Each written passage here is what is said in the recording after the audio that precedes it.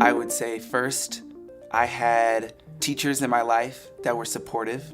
I had questions. Many of them were also in my shoes when I was younger. There are so many different injustices that have happened over the course of the earth, of the planet. They felt similar ways when apartheid was going on in South Africa, or even older teachers who were alive when Martin Luther King Jr. was fighting for civil rights. They knew what I was feeling, and they were able to say things to me that only those who had gone through that experience would really be able to comfort me in. And so that was the first source of support.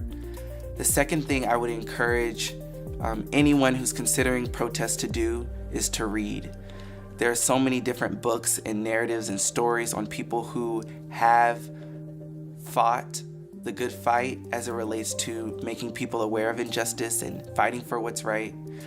And it's important for you to read those narratives because you'll find that a lot of what those people have gone through, even if they don't look like you, a lot of what they've gone through, you are also going through. And they have remedies and they have ways of dealing with people or situations, ways of even dealing with your parents.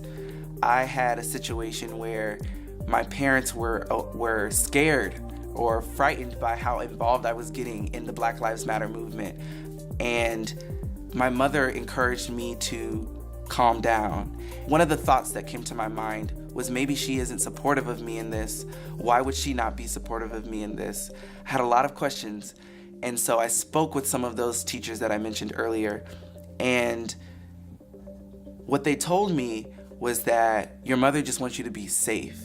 And I think that a lot of times when you get pushback from your parents or people that you really love, it's not that they don't believe in you or don't believe that what you're fighting for is right. A lot of time it's simply because they want you to be safe, and they see what happens to people who challenge the social norms, whether it's death or imprisonment or estrangement, whether it's not being able to get that job opportunity because you've been in the media as someone who causes problems. They simply want you to be safe. And so, it's just important to have support systems, whether it's in books or teachers or friends. And that's what helped me get through feeling estranged.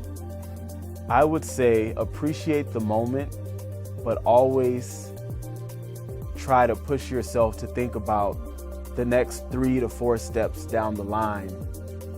What does it take after this moment and after this protest to achieve the goals that we're setting out for ourselves? And understanding that the protest is just one part of that, but that there's a long and more extensive strategy that we always have to be thinking about. And so it's not just the moment of the protest, but also thinking about the 3 to 4 steps down the line. A friend of mine always says it's important to have a long vision, right? So the vision moves beyond just this moment, but the vision goes into the future that we're trying to imagine for ourselves. So when I was first starting out as an activist, I was engaged in a lot of different things around racial inequities, particularly on college campuses.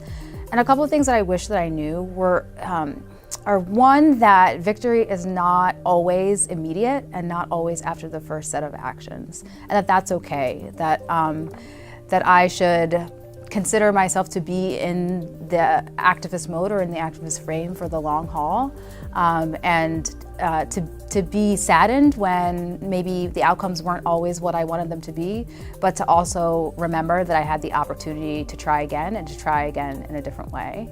I also wish that someone had shared with me that there are so many ways to be involved in activism, and so that that there are things like protests and writing letters. There are also really a whole bunch of other powerful mechanisms, like the use of photography or spoken word or storytelling.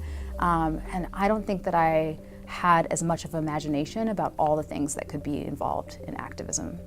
And the last thing I wish that someone told me was that I was going to learn so much about myself, and that was a really important part of social change too, was not only trying to change the issues that were most important to me, but also changing myself.